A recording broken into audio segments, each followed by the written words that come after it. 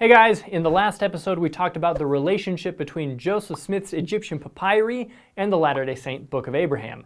As promised, in this episode we're going to talk about the facsimiles included in the Book of Abraham. Let's see what we can find out.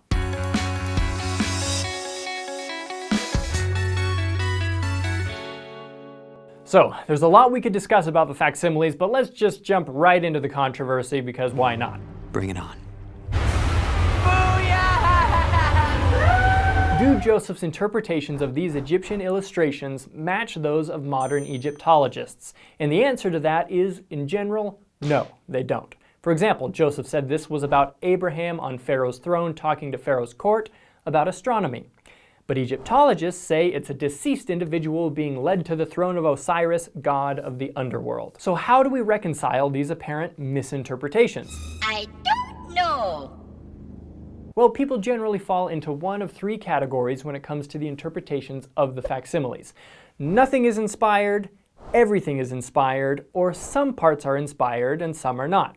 The first group believes that since there are discrepancies between what Egyptologists say and what Joseph said, nothing about Joseph's interpretations are inspired. In other words, Joseph made it all up. You calling me a liar? I ain't calling you a truther. Some people present this case as if it's a smoking gun and that anyone who still believes Joseph was a prophet is being willfully ignorant or academically dishonest. You're certainly free to believe that. It's an easy way to shrug off Joseph's prophetic claims. And this theory can explain the things Joseph got wrong, but it fails to explain the things Joseph actually got right from an Egyptological perspective. For example, putting yourself in Joseph Smith's day when virtually nothing was known about ancient Egyptian, what would be your guess as to what these four figures from facsimile 2 represent? Joseph said they represented this earth in its four quarters. Modern Egyptologists say that these are the four sons of Horus, and one of their roles was to represent the four cardinal directions. Joseph gets this one right. Average Joe's wins in a shocking upset. I feel shocked. Or take this figure from facsimile 1. What would you imagine this crocodile might represent? Joseph said it was the idolatrous god of Pharaoh. Modern Egyptologists say it's probably the crocodile deity Sobek, who, among other things, was closely associated with the Pharaoh of Egypt. Oh yeah! Once again, Joseph nails it, and other examples could be given.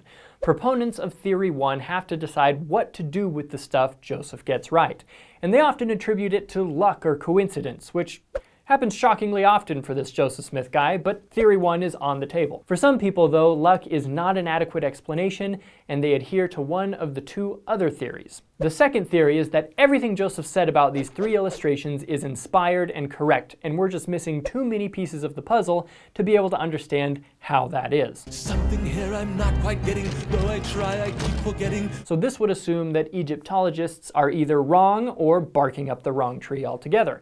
Maybe Joseph was never giving an interpretation of what ancient Egyptians would have thought about these illustrations. Maybe it's how ancient Jews in Egypt would have interpreted them. Or maybe they held unique meaning to the priests who had access to these papyri. There are several different theories, but unfortunately none of them can be proven. Yet, Theory 2 is on the table. The third option is that Joseph's interpretations are partially inspired and partially not. Yeah, it's 50-50. Latter-day Saints certainly believe that prophets, just like any human, can get things wrong sometimes. Even the introduction to the Book of Mormon itself says, if there are faults, they are the mistakes of men.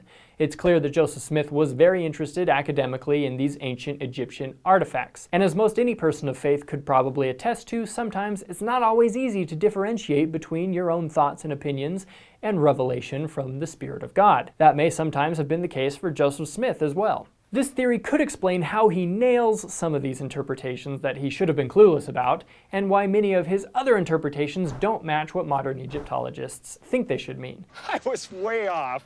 I knew it started with an S, though. But that begs the question, why would God allow Joseph to get some of this wrong? I don't know, but it could be that these mistakes, if that's what they are, just weren't all that doctrinally significant. Joseph said this guy's name was Shulam. Egyptologists say it's Hor. I wouldn't care if it turned out to be Steve. It isn't doctrinally important. Steve. To Latter-day Saints, the text of the Book of Abraham is infinitely more important than the facsimiles. In all reality, we rarely do anything in our faith with the facsimiles. They're fun curiosities, but not super relevant to our beliefs. The believability of the text of the Book of Abraham is much more important, And for more info on that, check out this video from Pearl of Great Price Central. So those are the 3 theories that people generally adhere to. Pick whichever one you believe is right, or none at all, but also try to understand and respect those who adhere to a different theory than you, whether you're a member of our faith or not. Check out the resources and notes in the YouTube description below if you want to dive deeper into this topic, and have a great day.